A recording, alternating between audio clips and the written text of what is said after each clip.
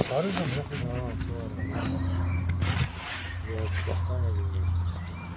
Qoy bir baxaq, bəlkə durub bilirəm, gəzmə biraz bilirdim. İnanmıyorum.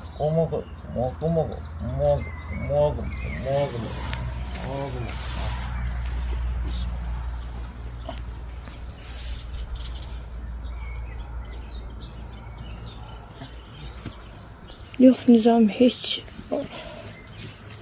kaldırmıyor bak. Yok.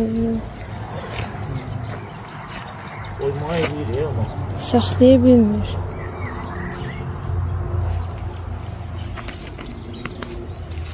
Aparma tek götürme.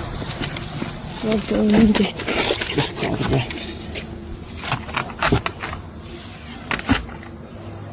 O gələn itim deyir də. Boynun ağrıyacaq yenə Nizam.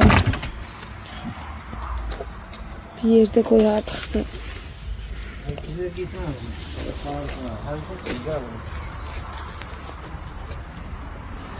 Var işte.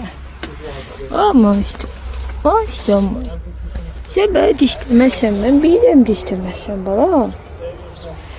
Ne oldu balam sen ayaklarına ha?